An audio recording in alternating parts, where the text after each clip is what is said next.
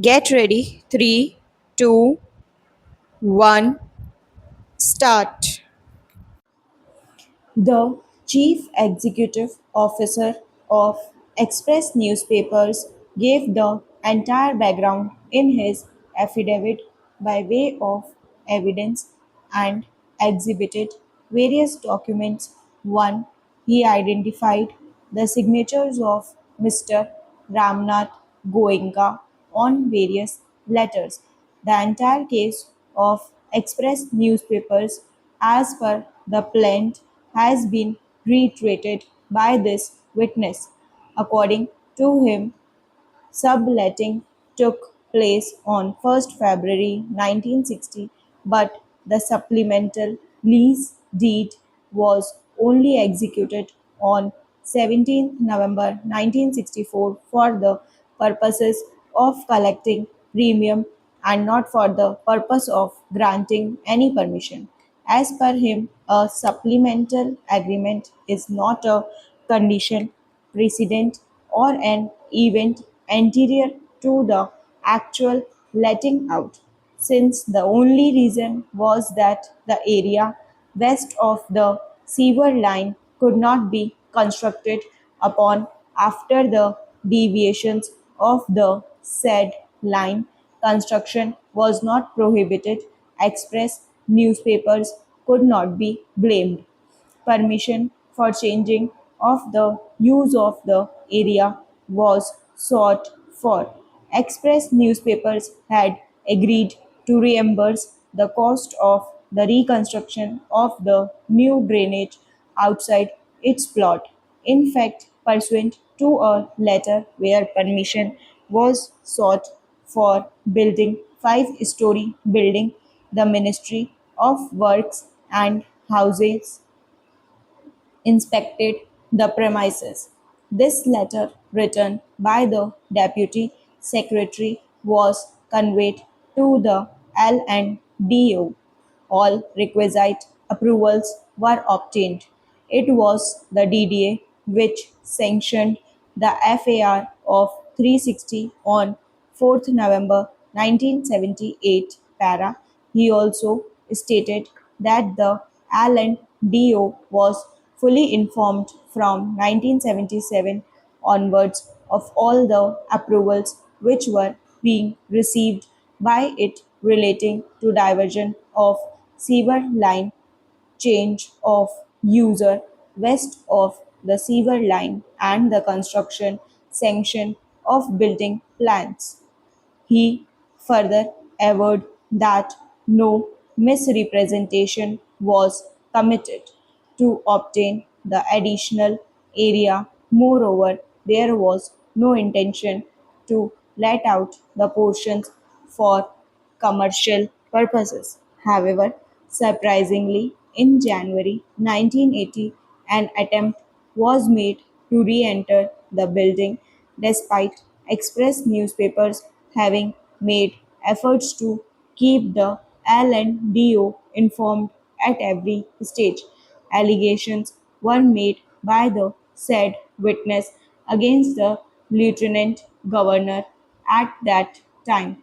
Allegation was that a demand of rupees 35 lakhs for converting into a commercial building was also raised on the basis of the report of a three-member committee.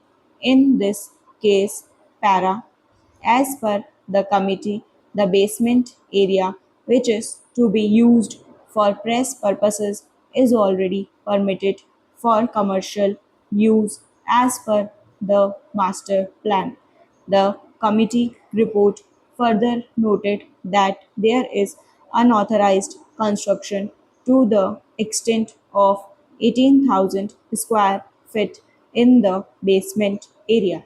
Therefore, the unauthorized construction for a space of 70,000 square feet leads to annual rental income of more than rupees 60 lakhs. Here, Express newspapers then filed a writ petition under Article 32 of the Constitution of India on 1st April 1980, and on 7th April 1980 a stay was granted, which was confirmed on 9th May 1980. Various issues were raised before the Supreme Court, which led to the quashing of the show cause notice here. Thereafter, the notice dated 1st August 1986 was received, raising various contentions on behalf of the L&DO here. A show cause notice was issued on 1st August 1986, wherein it was threatened that proceedings for re-entry would be taken. All the correspondence thereafter is also summarized by the witness. Finally, the witness exhibited the news report in the TOI re-entry notice and the recovery notice para. According to the witness, the impugned notices were misconceived as there was no misuse and permission was granted for additional construction. Subletting was not prohibited and commercial use was also not prohibited. The use of the basement for newspaper purposes were also permitted there. Reliance is placed upon the decision of the Supreme Court and various other grounds on which the notices for re-entry are challenged. The witness deposed that the said notices are void and are unenforceable now, that the letters of the government giving permission for additional construction were on record. Union of India was stopped from going back on the said permissions.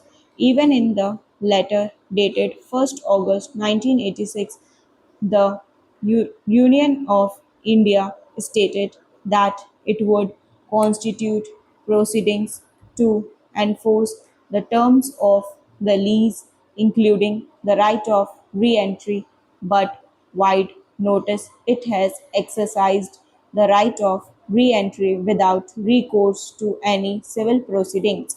This was contrary to the representations made by the LNDO in its own letters. According to the witness, in other plots of the press enclave, subletting has been permitted, and examples of the same have been set out in the affidavit. The impugned notices terminating lease are in contempt of the specific directions of the Supreme Court, that the only pending issue was the payment of conversion charges only. Even in the past, subletting has taken place prior to the execution of the supplemental lease deed stock.